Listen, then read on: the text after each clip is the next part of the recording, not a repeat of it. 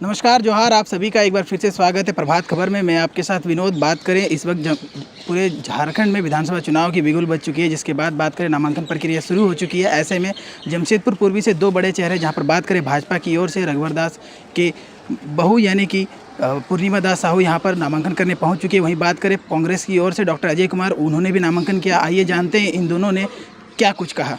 जनता जनार्दन, देवतुल्य कार्यकर्ता और देवतुल्य जनता का इतना प्यार और आशीर्वाद देकर मैं बहुत ही ज़्यादा उत्साहित हूँ। मेरा मनोबल और बढ़ गया है, मुझे और ऊर्जा मिल गई है। मेरा लक्ष्य अब मुझे साफ दिखाई दे रहा है। अब कोई भी कितने भी रोड़े आए, मैं उस चुनौतियों को, उन परिस्थितियों को सामना करते हुए मैं आगे निकल जाऊँगी और सबका जो है समस्याओं का हल और निवारण करूँगी। देखिए, ये चुनाव एक महत्वपूर्ण चुनाव है। एक परिवार, रघुवर दास जी के परिवार के आतंक के खिलाफ लड़ाई चल रहा है।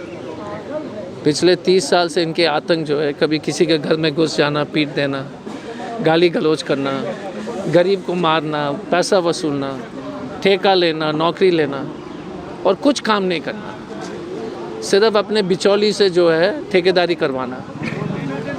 इनके पास बिचौली की फ़ौज है।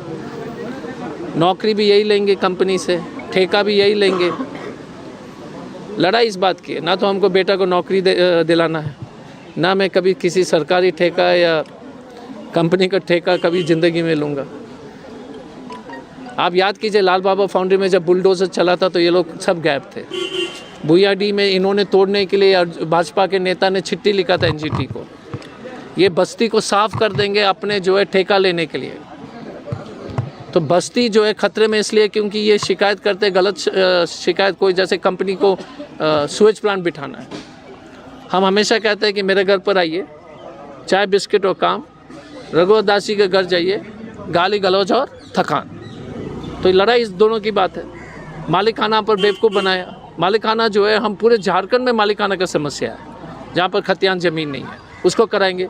लेकिन झारखंड में और जमशेदपुर में खास तौर से सामान्य वर्ग के, जनरल कैटेगरी के गरीब परिवार, अब उनको आर्थिक कमज़ोर वाले जो है सर्टिफिकेट मिलेगा बिना खतियान का।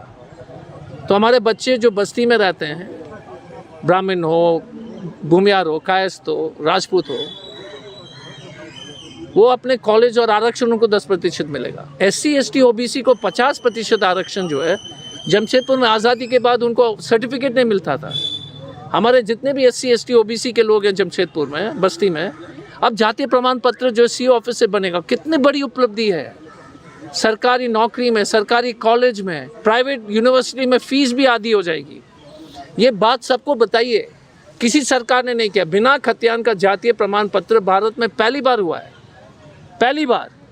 और ये सिर्फ जमशेदपुर के लिए नहीं है, बोकारो, धनबाद, जहाँ जहाँ खतियान ज़मीन, जहाँ पर खतियान नहीं है और जहाँ पर लोग बसे हुए हैं। प्रभातखबर.com, विश्वास वही, रफ्तार नहीं।